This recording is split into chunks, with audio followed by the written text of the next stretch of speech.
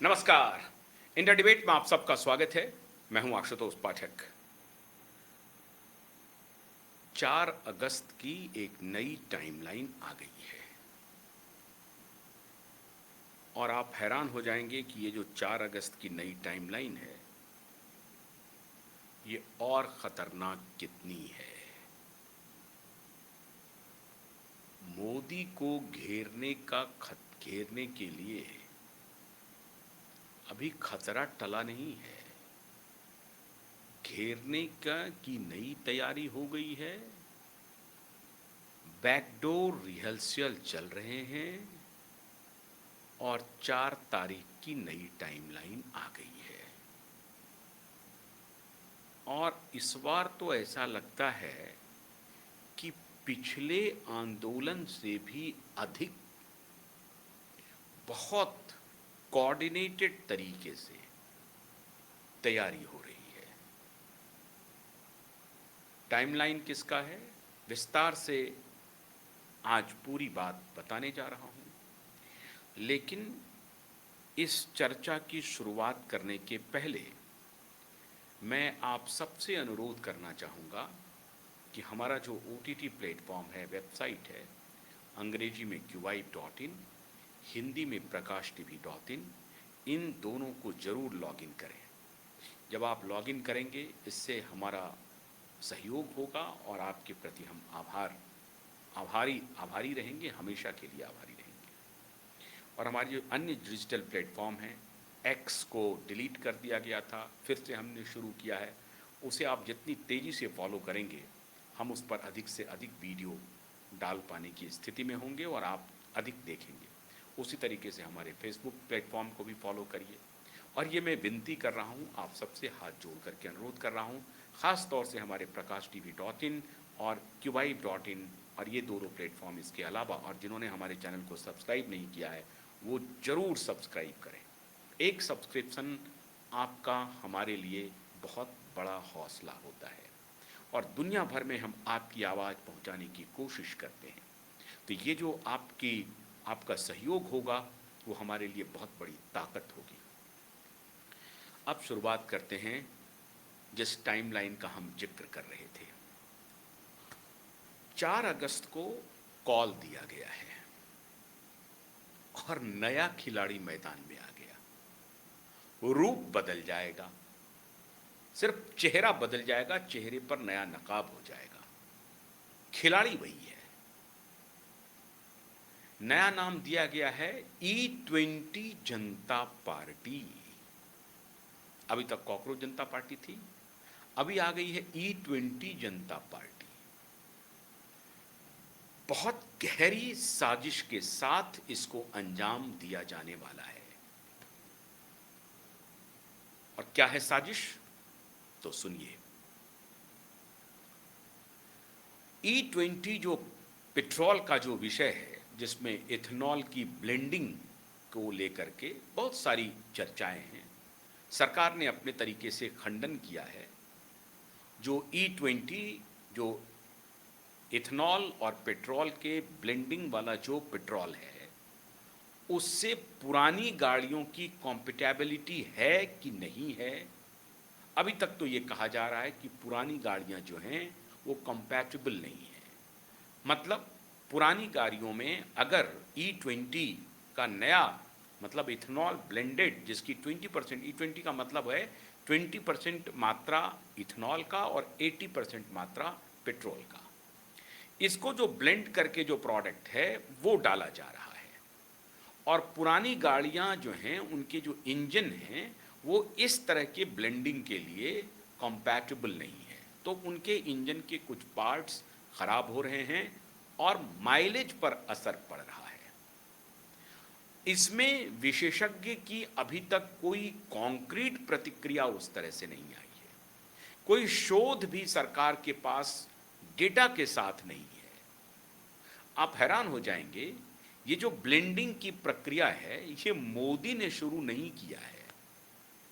आप अगर ये सोच रहे हैं कि नितिन गडकरी ने शुरू किया है, उनका बेटा कोई बिजनेस करता है इथेनॉल का, तो उसके ऊपर आप अटैक कर रहे हैं बिना सोचे समझे, तो आप गलत कर रहे हैं। हाँ ठीक है, नितिन गडकरी ने अगर कुछ प्रचार कर दिया हो बिना डेटा को हाथ में लिए हुए, तो आप उनके ऊपर सवाल खड़ा कर सकते हैं, उनसे सवाल जवाब कर सकते हैं। लेकिन यहाँ वो विषय नहीं है।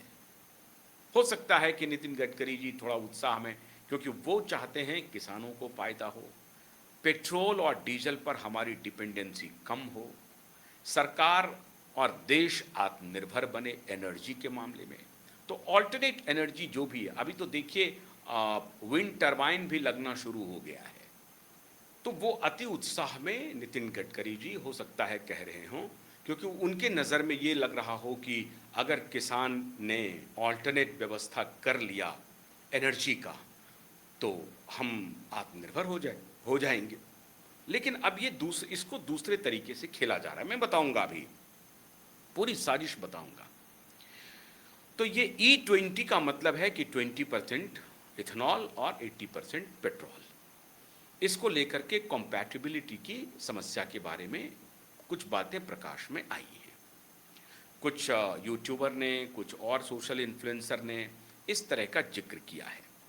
लेकिन ये कितना सही है, इस पर सरकार अभी डेटा इकट्ठा कर रही है, और जैसे ही ये बात सामने आएगी सरकार को आना पड़ेगा। लेकिन थोड़ा नेपथ्य में चलिए, ये मोदी का, गडकरी का शुरू किया हुआ नहीं है। 2001 से ही ये इस पर फॉर्मूला शुरू हुआ। जब सरकार थी वाजपेयी जी की, तो वो इस पर दिमाग लगा रहे थे कि कैसे एनर्जी एफिशिएंट अपने और एनर्जी इंडिपेंडेंट बनाया जाए।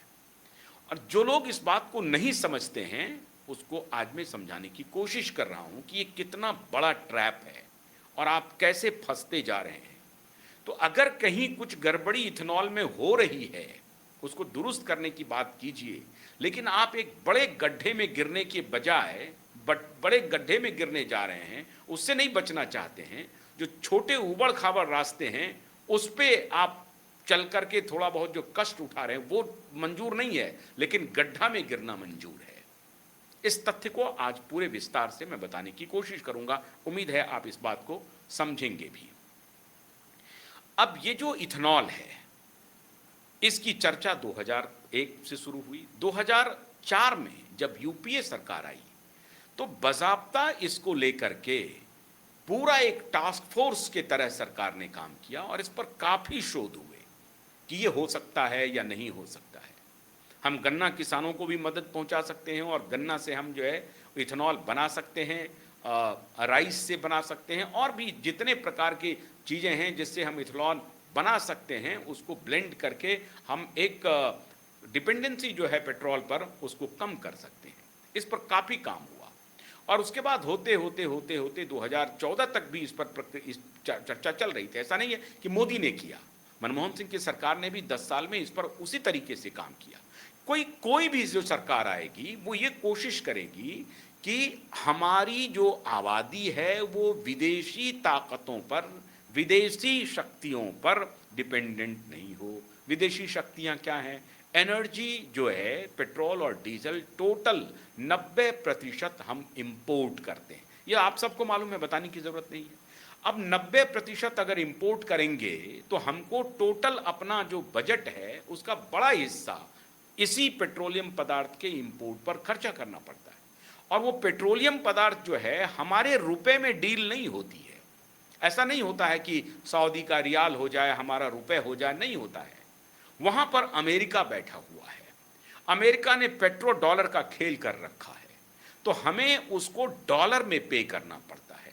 तो हमारा जो फॉरेन रिजर्व है, जिसको हम अन्य चीज़ों के लिए उपयोग कर सकते हैं, उस पर उपयोग न करके हम बड़ा चंक जो है एनर्जी पर खर्चा कर देते हैं। और ये जो डॉलर है उसकी हेजेमनी हमने नहीं बनाई है, अमेरिकन्स, यूरोपियंस, ब्रिटिशर्स, इन सब ने मिलकर के बनाई है। रशिया उससे वॉर कर रहा है, क्योंकि रशिया उस मामले में शक्तिशाली देश है। रशिया की स्थिति हमारी स्थिति नहीं है। उसी तरीके से चाइना एक शक्तिशाली देश बन गया है, हमारी और चाइनीज स्थिति वो नहीं है। चाइना की पूरी व्यवस्था अलग है, हम उससे कंपेयर भी नहीं कर सकते हैं। और दूसरी बात, रशिया खुद एक एनर्जी का बहुत बड़ा भंडार है, तो वो तो लड़ाई लड़ लेगा अमेरिका से, उसके डॉलर को बंद कर देगा, उसकी कंपनी को बंद कर देगा, जैसे चाहेगा, जो मर्जी चाहेगा खत्म कर देगा। हमारे यहाँ वो स्थिति है नहीं। तो हमें या तो रसिया पर डिपेंडेंट होना होगा, या अमेरिका पर डिपेंडेंट होना होगा, या अन्य देश जो कि पेट्रोलियम प्रोडक्शन करते हैं उनके ऊपर डिपेंड रहना पड़ेगा। खाड़ी के देशों पर डिपेंड रहना पड़ेगा, ईरान पर, सऊदी अरब पर, यूएई पे, इस पर रहना पड़ेगा। और अभी अमेरिका ने वेनेजुएला पर कब्जा कर लिया है, तो वेनेजुएला से भी तेल खरीदना पड़ सकता है। तो हमारी डिपेंडेंसी इन देशों पर रहेगी। अब उसका क्या तरीका है कि हम इस डिपेंडेंसी को हटाने के लिए या तो हम अपना ऑल्टरनेट व्यवस्था कर लें, कुछ वैकल्पिक व्यवस्था करें एनर्जी का। वैकल्पिक व्यवस्था में क्या क्या हो सकती है? एक तो हो सकती है इलेक्ट्रिक, और दूसरी हो सकती है कि अगर वही डीजल पेट्रोल है तो ऐसा कोशिश करें कि कोई ऐसा प्रोडक्ट बनाए जो डीजल और पेट्रोल को ऑल्टरनेट बन जाए, उसको रिप्लेस कर दे और वही काम करने लगे जो डीजल और पेट्रोल करता है। तो इथेनॉल के ऊपर सरकार प्रयोग कर रही है, कंपनियां कमा रही हैं, लूट रही हैं। इस कंफ्यूजन में मत पड़िए। नितिन गडकरी के बेटे की जो कंपनी है वो कितना कमा रही है, इस चक्कर में मत पड़िए। जो कमा रही है, ऐसा भी नहीं है कि वो महान 2 लाख करोड़ की कंपनी हो गई, ऐसा कुछ भी नहीं है। छोटी मोटी कंपनी है, वो अपना व्यवस्था देखते हैं, करते हैं। आपको भी व्यवसाय करने का अधिकार है। हाँ ठीक है, ये उनके पुत्र हैं तो उनको थोड़ा बहुत लाभ मिल जाता होगा, लेकिन आप उस पर फोकस मत, आप जो उस पर फोकस किए हुए हैं उसके बजाय जो बड़ा चीज है उसको समझने की कोशिश कीजिए। और भूल जाइए यूपीए को, और भूल जाइए एनडीए को। कोई भी सरकार जब आएगी, जब आप सत्ता में आएंगे, जितने आंदोलनकारी हैं सारे सत्ता में आ जाइए, तो आपको भी ऑल्टरनेट एनर्जी पर दिमाग लगाना ही पड़ेगा। उसमें एथनॉल एक ऑल्टरनेट स्रोत है, ऐसा नहीं है कि बिल्कुल आप उसको हटा दीजिएगा। ईवी एक स्रोत है, ईवी से आप काम कर रहे हैं, इलेक्ट्रॉनिक व्हीकल है, इलेक्ट्रिक की जहां जहां आवश्यकता हो सकती है वो चल रहा है, उस पर भी मैं आपको बताऊंगा अगले कार्यक्रम में। लेकिन आपको इथेनॉल या कोई अन्य व्यवस्था, अभी देखिए हाइड्रोजन ट्रेन भारत सरकार ने चलाया, हाइड्रोजन पर भी काम होने की व्यवस्था हो रही है कि पानी से हम कैसे ट्रेन चला दें। अब अगर वो पानी से ट्रेन चलाने की व्यवस्था हो जाए, पानी से गाड़ी चलाने की व्यवस्था हो जाए, ऐसी कोई टेक्नोलॉजी का हम इनोवेशन कर लें जिससे हम पेट्रोलियम और डीजल पर अपनी डिपेंडेंसी कम कर दें, तो इससे बढ़िया स्थिति और क्या हो सकती है। तो दुनिया भर की सरकारें अपने देश के हित के लिए कि हमारी डिपेंडेंसी कहीं और ना हो जाए, हम किसी के ऊपर निर्भर ना रहें, हम उनकी दया पर ना बने रहें कि जिस दिन वो चाहेंगे बंद कर देंगे, हमारा चूल्हा जलना बंद हो जाएगा। तो ऐसी स्थिति से निपटने के लिए, विपरीत परिस्थिति से निपटने के लिए हम अपने आप को आत्मनिर्भर बनाने की दिशा में काम करते हैं। कोई भी सरकार हो, चाहे वो राहुल गांधी की सरकार हो, चाहे मोदी की सरकार हो। अब इसमें एक विवाद आ सकता है, आप ये कह रहे हैं कि नहीं आप अनुमति दीजिए बिना ब्लेंडेड पेट्रोल की भी। बिना ब्लेंडेड पेट्रोल मिल रहे हैं, लेकिन वो उसकी कीमत कितनी है? 169 रुपए। हाँ, बिना ब्लेंडेड पेट्रोल जो है वो सारे पेट्रोल पंप पे नहीं मिल रहे हैं। ये बात बिल्कुल दुरुस्त है कि सारे पेट्रोल पंप पर मिलना चाहिए, लेकिन सरकार ये कोशिश कर रही है कि बिना ब्लेंडेड पेट्रोल को कम किया जाए। हाँ, अगर मान लीजिए कि गाड़ियों की स्थिति खराब हो रही है तो गाड़ी की जो कंपनियां हैं उनसे सरकार बातचीत कर रही है कि ऐसा कोई टेक्नोलॉजी आप लेके आएं जो कि E20, कल E30 हो जाए, कल E40 हो जाए, तो उसके कॉम्पैटिबल रहे। इथेनॉल पे हम कोशिश करें कि ऐसा ब्लेंड करके हमारी गाड़ी में कोई ऐसा टेक्नोलॉजी का इनोवेशन करें जिससे कि हम पेट्रोलियम पदार्थ को कम करते चले जाएं और इथेनॉल की मात्रा को बढ़ा करके हम कोशिश करें कि अपनी गाड़ी को चला लें। या अगर हम 50-50 कर दें, एनर्जी 50 कर लें, अगर 50% इथेनॉल और 50% पेट्रोल हो जाए तो बल्ले बल्ले हो जाएगा। दो तरह से उसमें फायदा होगा। भारत एक कृषि प्रधान देश है और हमारे यहाँ गन्ने की खेती बहुत होती है। इसके अलावा जो चावल से, मक्का से, उससे भी कह रहे हैं कि मक्का से भी इथेनॉल होता है, चावल के भी इससे इथेनॉल होता है, गन्ने से भी इथेनॉल होता है। जो जो क्रॉप हैं उस क्रॉप से अगर इथेनॉल बनने लगे तो हमारी मोटे तौर पर जो हमारी इकोनॉमी है वो एग्रेरियन इकोनॉमी है। तो पूरा किसान भाई इससे फायदा उठा सकता है और डिपेंडेंट के डिपेंडेंट हो जाएंगे, इंडिपेंडेंट हो जाएंगे, आत्मनिर्भर हो जाएंगे। हमारी डिपेंडेंसी किसी अन्य पर नहीं रहेगी। तो एक बहुत बड़ा गेम प्लान है जो ये नहीं चाहती है कि भारत इस दिशा में आए। लेकिन अगर किसी गाड़ी की खराबी हो रही है कॉम्पेटेबिलिटी का सवाल उठ रहा है। तो सरकार ऐसा थोड़ी है कि असंवेदनशील है। जिस तरह से सोशल मीडिया पे ये फैलाए जा रहे हैं कि देखिए हमारी गाड़ी खराब हो रही है, चला दिया, बिना शोध के चला दिया, बिना इसके चला दिया, ऐसा नहीं है। सबकी गाड़ियों के साथ जो E20, E10 या E30 या E50 जो आएगी उसकी अगर कंपैटिबल नहीं होगी तो उनकी गाड़ियों में परेशानी होगी, निश्चित होगी। अगर होगी तो सरकार के पास गया मामला, आपने गुस्सा व्यक्त किया, कैसी परेशानी हो रही है। अब सरकार को संवेदनशील होना है। संवेदनशील होकर के सरकार को आपको सेटिस्फाई करना है कि आपका जो कंसर्न आया है उस कंसर्न को बिना किसी पॉलिटिकल गिमिक के, जो पूरा कंप्लीट साइंटिफिक तथ्य है उसके हिसाब से हम चल रहे हैं, और आप इंश्योर मैं आपको कर रहा हूं कि आपकी गाड़ी खराब नहीं हो रही है, ये वैज्ञानिकों का कहना है। ठीक है। अब इस पर एक जो इन्फ्लुएंसर महोदय हैं, ठीक है, उनका गुस्सा जायज है, उनकी गाड़ी खराब हो गई, उन्होंने तहलका मचाया, उनके खिलाफ अभी FIR हुआ है। क्यों? क्योंकि उन्होंने कहा कि ये गाड़ी वाले कह रहे हैं कि इथेनॉल की वजह से हो रहा है, आपकी जो इंजन में खराबी आ रही है इथेनॉल की वजह से आ रही है। फिर उन्होंने कहा कि नहीं, गाड़ी वाले ने नहीं कहा। अब आप कह सकते हैं कि गाड़ी वाले के ऊपर दबाव बनाया, हाँ बनाती है सरकार, मैं मानता हूं आपकी बात कि गाड़ी वाले को सरकार जाकर के डरा रही हो, पुलिस जाकर डरा रही हो कि तुम ऐसा क्यों कह रहे हो, ऐसा हो सकता है। और अगर ऐसा सरकार करेगी तो फिर आने वाले दिनों में सरकार फंसेगी, वो काम सरकार को नहीं करना चाहिए, ऐसा उम्मीद किया जा सकता है। लेकिन अब आप टोटलिटी में आप ये बात को समझ रहे होंगे कि अगर कंपैटिबल गाड़ी आ गई E20 तो बल्ले बल्ले हो जाएगी, टेक्नोलॉजी इंट्रोड्यूस हो गया तो बल्ले बल्ले हो जाएगी। बहुत सारे लोग अभी गाड़ी खरीदना चाहते हैं, वो इंतजार कर रहे हैं। ईवी का चार्जिंग स्टेशन उस तरह से बढ़ा नहीं है, और इलेक्ट्रिसिटी की डिमांड बढ़ेगी अगर ईवी पर सारा शिफ्ट हो जाता है। टोटल व्हीकल अगर ईवी पर शिफ्ट होता है तो हमारे यहाँ इलेक्ट्रिसिटी की डिमांड बढ़ेगी। फिर इलेक्ट्रिसिटी की डिमांड बढ़ेगी तो इलेक्ट्रिसिटी जनरेट करने के लिए जो रिसोर्सेज हैं उस पर प्रेशर आएगा। अगर हम थर्मल पावर से चाहते हैं तो फिर कोल पे बल आएगा, अगर हाइड्रो पर आते हैं तो उसको देखना पड़ेगा कि कहाँ वो फिजिबल है, फिर सोलर पे आएगा, फिर विंड पर आएगा। ये सारे जो स्रोत हैं, इन सभी स्रोतों को रिसर्च एंड डेवलपमेंट करने के बाद, R&D करने के बाद इस नतीजे पर पहुंचा जाएगा कि क्या हम पेट्रोलियम से अब कंप्लीटली शिफ्ट होने की स्थिति में आ गए हैं। हमारी आबादी यूरोपियन आबादी नहीं है, हमारी आबादी अमेरिकन, चाइनीज और रशियन आबादी, चाइनीज से तो कम है, लेकिन ये आबादी नहीं है जहां पर आप देखते होंगे नीदरलैंड में 100% ईवी पे गाड़ियां चल रही हैं, नॉर्वे पे गाड़ियां चल रही हैं। तो उनकी आबादी बहुत कम है और उनको उस तरह से उनका यूज नहीं है, लेकिन हमारी आबादी बहुत बड़ी है। इसलिए ये किसी भी सरकार के लिए बेहद गंभीर कंसर्न है, लेकिन इसी को मुद्दा बनाया जाएगा और इसको मुद्दा बनाया जाएगा। और इसी 5 दिन में खेल हुआ, 5 दिन में खेल हुआ।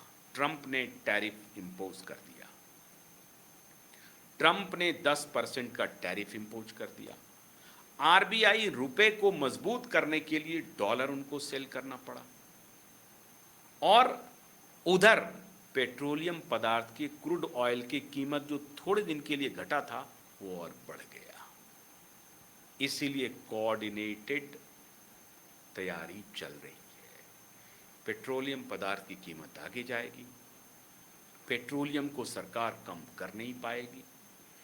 इथेनॉल के बारे में हल्ला मचाएंगे, इथेनॉल ब्लेंडिंग हो रही है और गाड़ियां खराब हो रही हैं, हल्ला मचाएंगे। पार्लियामेंट सेशन चल रहा है, इसीलिए E20 जनता पार्टी बना दो।